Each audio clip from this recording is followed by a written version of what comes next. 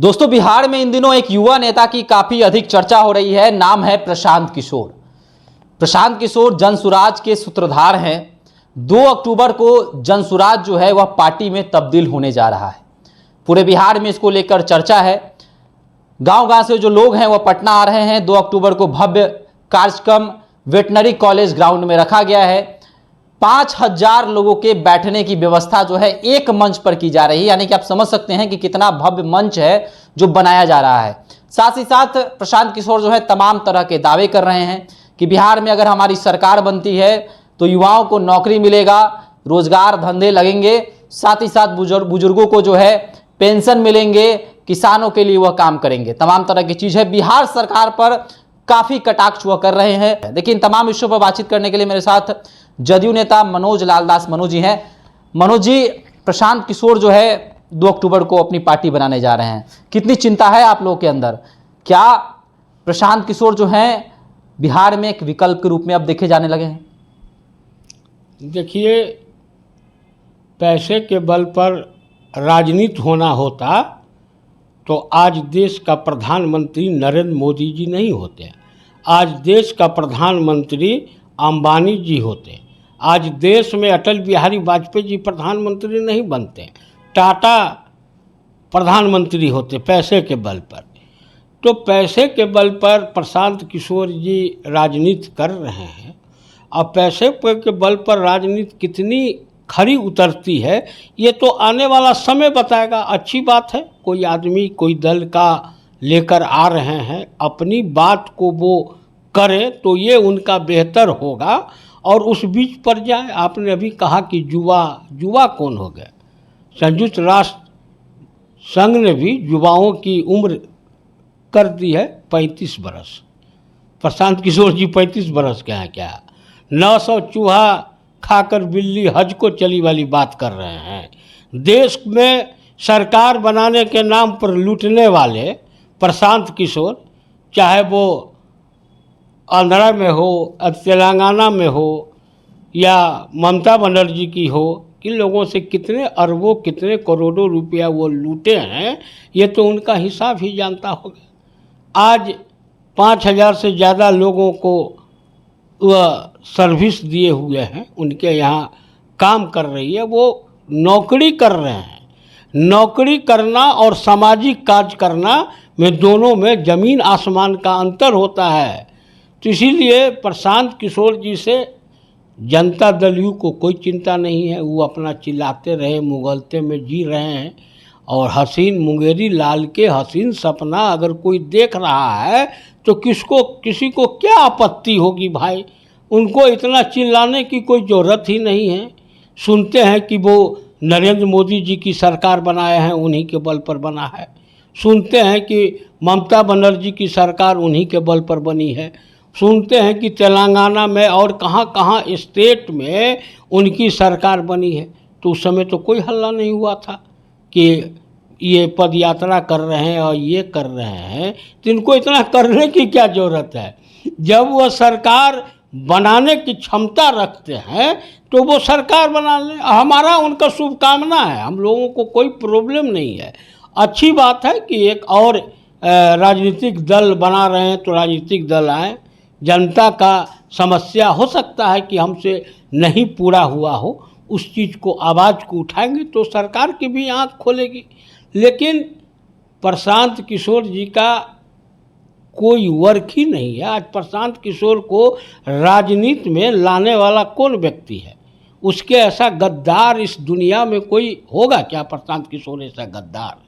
माननीय मुख्यमंत्री नीतीश कुमार नहीं होते तो आज देश की जनता प्रशांत किशोर का नाम भी जानती क्या? पार्टी का राष्ट्रीय उपाध्यक्ष बनाया था, अपने बगल में उनको बैठाते थे, पूरे बिहार के कार्यकर्ता आकर उनसे मिलते थे।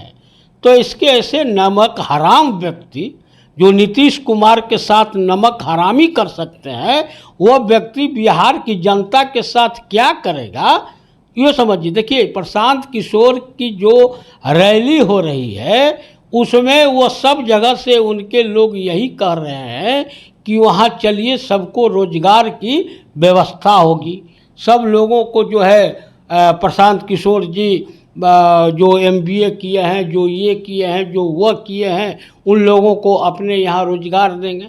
तो एक व्यक्ति को जिसको वो अपने साथ रखे हैं, आप हम ही को दे दीजिए ना 5 करोड़ रुपया। प्रशांत किशोर के जितने लोग जुटेंगे उससे 25 गुना लोग को हम बिहार में जुटा देंगे, इतनी क्षमता हमको भी है। तो पैसा के बल पर राजनीति करना और जनता के बीच में राजनीति करना, दोनों में जमीन आसमान का अंतर है। पद यात्रा ये क्या करेंगे? पद यात्रा तो हमारे माननीय चंद्रशेखर जी किए थे, कश्मीर से कन्याकुमारी तक को नाप दिए थे, तो जनता ने उनको प्रधानमंत्री उस समय बना दिया था क्या? देखिए, ये सब एक ढकोसला है और मीडिया को खरीद कर जिस तरह से ये चल रही, कौन बहुत बड़े हैं जो इनको सारा चैनल दिखा रहा है। तो सवाल ये है मनोज जी कि आखिर पैसा आ कहाँ से रहा है? मीडिया को उन्होंने खरीद लिया, पदयात्रा के दौरान इतना खर्च हो रहा है। 2 अक्टूबर को भव्य कार्यक्रम है जहाँ पर 5000 इंसान जो है एक मंच पर बैठेंगे। तो आखिर ये पैसा आ कहाँ रहा है? फंडिंग कहाँ से हो रही है? जो चर्चाएं हो रही हैं कि भाजपा की बी टीम है, भाजपा फंडिंग कर रही है, आपके अनुसार ये पैसा आ कहाँ से रहा है?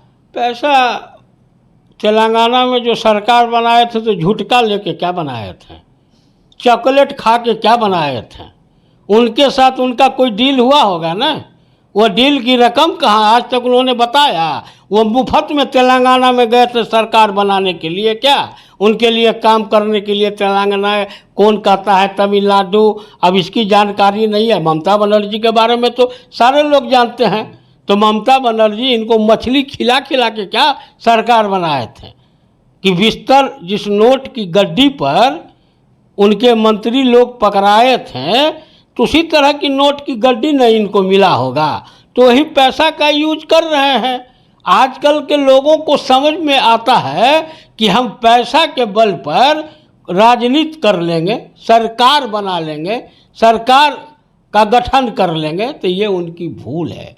ये बिहार की जनता है, ये जयप्रकाश के अनुयायी हैं। यहाँ लोहिया को मानने वाले लोग हैं, यहाँ भगत सिंह और सुभाष चंद्र बोस के साथ चलने वाले लोग हैं, उनके पद चिन्हों पर चलने वाले लोग हैं।